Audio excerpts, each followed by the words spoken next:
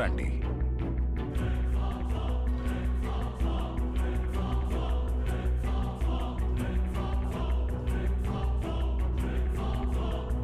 ప్రణామాలు రాజమాత. ప్రణామాలు రాజమాత.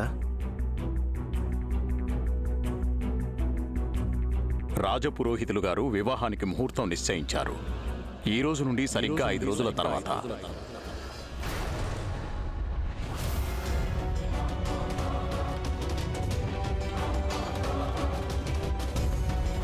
ఇంత త్వరగా వివాహం జరిగిపోవడం మనకి మంచిది కాదు మహారాజా.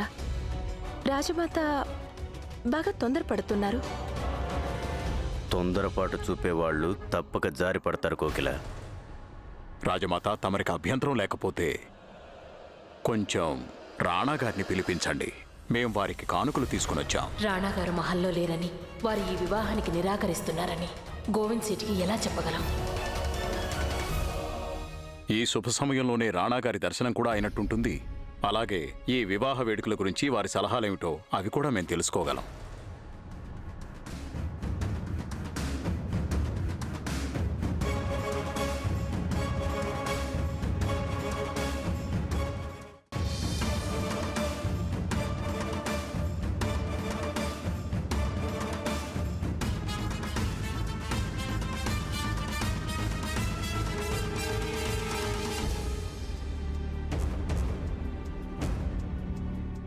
ఏమైంది రాజమాత?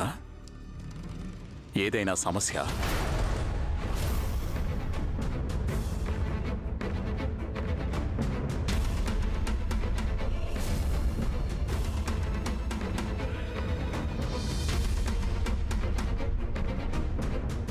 అది అంటే రాణాగారు, మన్నించండి. కాబోయే వియ్యంకుల మధ్య బయట వాళ్ళు మాట్లాడకపోవడమే మంచిది.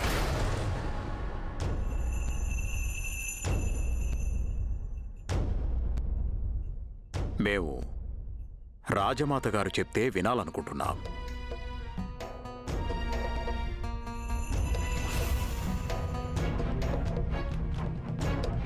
చెప్పండి. సేఠ్ గారు, రాజమాత మీకు ఈ విషయాన్ని ముందే చెప్పి ఉండవలసింది.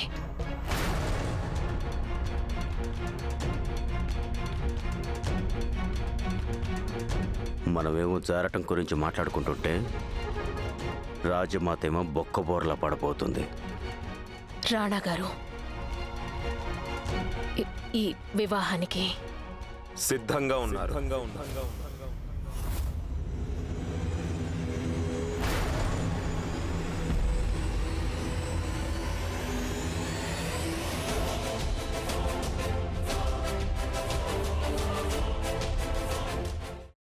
అమ్మా, అలాంటి వాళ్ళది నిజమైన ప్రేమ కాదు, అది వ్యామోహం. ఎగ్జాక్ట్లీ చిన్నత్త. నిజంగా ప్రేమించుకున్న వాళ్ళు అలా చేయరు. ఎంత మనసు విరిగిపోతే కన్న కూతుర్ని పట్టుకొని మా దృష్టిలో చచ్చిపోయా ఉంటుందా తల్లి? అది సరే అమ్మా, తన కూతురుతో తన మాట అనేటప్పుడు ఆమె మాటల్లో వ్యథ, కళ్ళల్లో బాధ గమనించావమ్మా? పెద్దబాబుకు బర్త్డే విషెస్ చెప్పు కూడా వెళ్ళాం కదా. ఊరికే ఎలా కాలిపోతుంది? మంట పెడితేనో పడితేనో తగలబడుతుంది.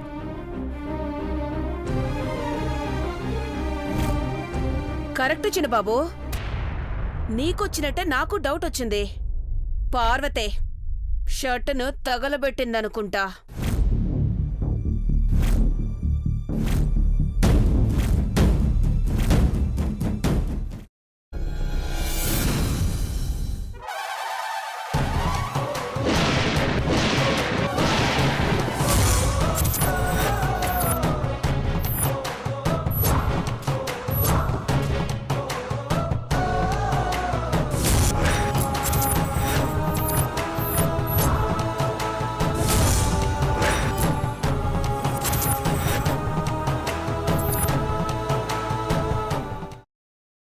తర్వాత పొట్టు తీసేసి చాప్ చేసి పక్కన పెట్టుకోవాలి.